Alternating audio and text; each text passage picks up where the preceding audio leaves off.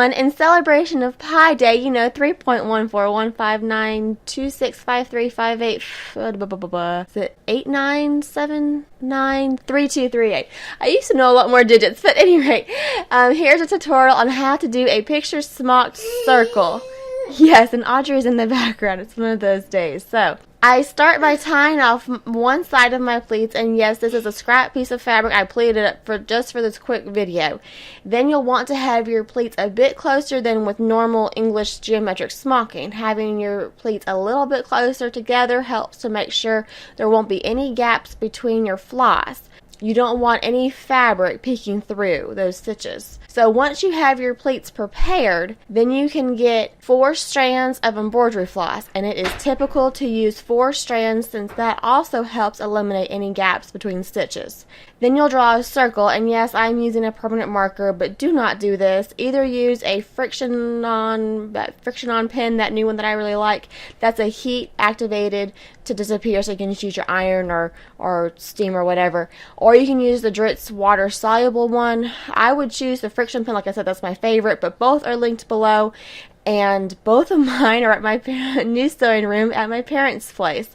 So since this video is a little last minute thought, I'm just making a Sharpie work. Anywho, I like to tie on by going through 2 pleats and then through them again to create a loop. I go through that loop twice and pull tight, and it's as simple as that. Now I've tied myself on.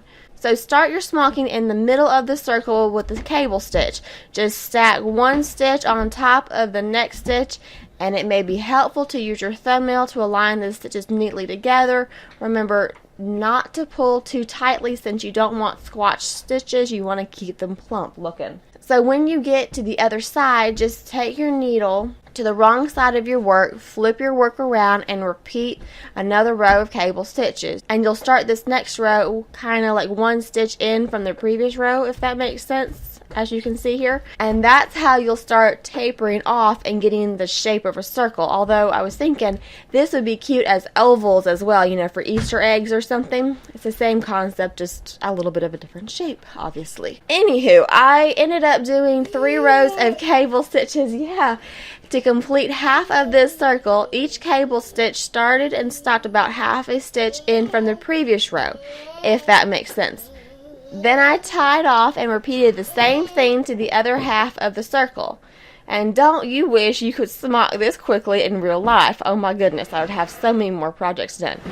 Anywho, the last thing to do is going around the circle with the chain stitch. To make the chain stitch, you'll come up next to the cable stitches somewhere along your circle. It doesn't matter where you start, you know, you pick your starting point, it's a circle.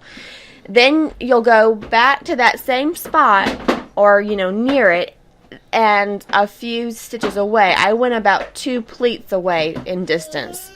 And make sure your thread stays underneath your needle, and then just pull tight. And so this is basically the lazy daisy stitch, but now we're going to make the second stitch, and that goes into the loop from the previous stitch. And that's how the chain stitch differs from the lazy daisy stitch. And you'll just continue this all the way around until you get to the end. You'll have this little space, and to complete the ring, just slide your needle under the first chain stitch. You can send your needle to the wrong side and tie off, and there you have it, a picture smock circle. I hope this video was helpful. If you have any questions, please leave them in the comments below, and I will do my best to answer them. And as always, I appreciate y'all for watching, and I hope to catch y'all next time.